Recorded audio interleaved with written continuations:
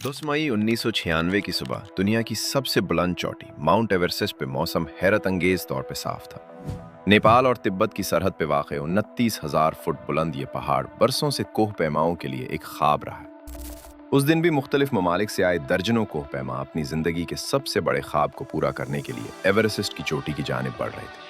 उनमें तजुर्बाकार गाइड्स, अमीर सयाह, doctors, engineers और आम लोग शामिल थे जिन्होंने अपनी जिंदगी भर की जमा पूंजी सिर्फ इस एक लम्हे के लिए खर्च की थी कि वो दुनिया की छत पर खड़े हो सके। इन मुहिम्मात में दो बड़ी टीमें सबसे ज्यादा मशहूर थी। एक एडवेंचर कंसल्टेंट्स जिसकी क़यादत न्यूजीलैंड के मशहूर कोहपैमा रोब हॉल कर रहे थे, और दूसरी माउंटेन मैडनेस जिसके सरबराह अमरीकी कोहपैमा स्कॉट फिशर थे। दोनों अपनी फील्ड के लेजेंड समझे जाते थे। मौसम की पेशगोई निस्बतन बेहतर थी और यही वजह थी कि कई टीमों ने एक ही दिन चोटी सर करने का फैसला किया। सुबह के अंधेरे में जब कोहपैमा ऑक्सीजन सिलेंडर्स और भारी सामान के साथ चढ़ाई शुरू कर रहे थे तो किसी को अंदाजा नहीं था कि चंद घंटों बाद ये दिन एवरेस्ट की तारीख के खून रेज तरीन दिनों में शुमार होने वाला है। तकरीबन 26,000 फुट की बुलंदी पर मौजूद डेथ जोन में इंसान का जिस्म आहिस्ता आहिस्ता मरना शुरू हो जाता है। यहाँ ऑक्सीजन इतनी कम होती है कि सोचने समझने की सलाहियत भी मुतासिर होने लगती है।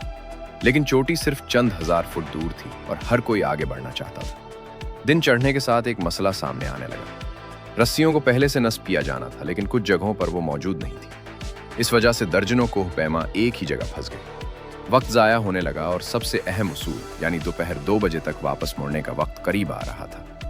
एवरेस्ट पर एक उसूल है कि अगर आप मुकर्ररा वक्त तक चोटी न पहुंच सकें तो फौरन वापस लौट जाएं, चाहे चोटी सिर्फ चंद मिनट की दूरी पर ही क्यों ना हो।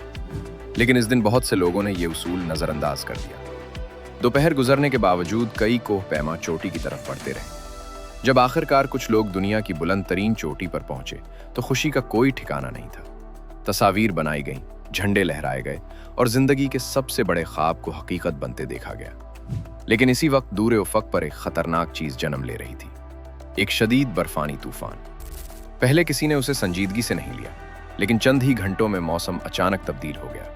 तेज हवाएं चलने लगी, दर्जा हरारत खतरनाक हद तक गिर गया और बर्फबारी ने पूरे पहाड़ को अपनी लपेट में ले लिया। चंद मिनट पहले जो रास्ता वाज़ेह नजर आ रहा था अब मुकम्मल तौर पर गायब हो चुका था।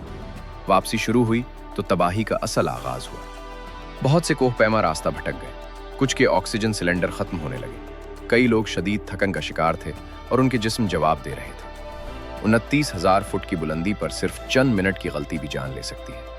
रात होने लगी और दर्जनों लोग दुनिया की बुलंद तरीन चोटी के करीब शदीद तूफान में फंस गए। रोब हॉल, जो अपनी टीम को महफूज वापस लाने के लिए मशहूर थे, एक बीमार कोहपैमा डिग हैंसन के साथ रुक गए। वो उसे अकेला छोड़ने को तैयार नहीं थे। दूसरी जानिब स्कॉट फिशर भी शदीद कमजोरी का शिकार हो चुके थे और नीचे उतरने में नाकाम हो रहे थे। 20 कैंप से लोग रेडियो पर उनसे राब्ता करने की कोशिश कर रहे थे, लेकिन मौसम हर गुजरते लम्हे के साथ बदतर होता जा रहा था। अगले चंद घंटों में हालात खौफनाक हो गए। कुछ कोहपैमा बर्फ में गिर गए, कुछ रास्ता खो बैठे और कई शदीद सर्दी की वजह से चलने के काबिल न रहे। जो लोग जिंदा बच गए उन्होंने बाद में बताया कि उन्हें लग रहा था जैसे वो किसी डरावने ख्वाब में फंस गए। सबसे दिल दहला देने वाला लम्हा उस वक्त आया जब रॉब हॉल ने सैटेलाइट फोन के जरिए अपनी हामिला बीवी से आखिरी बार बात की। वो जानते थे कि वो जिंदा वापस नहीं आ सकेंगे।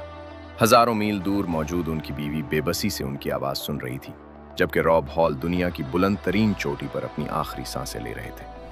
जब तूफान खत्म हुआ तो एवरेस्ट पर तबाही के आसार हर तरफ मौजूद थे।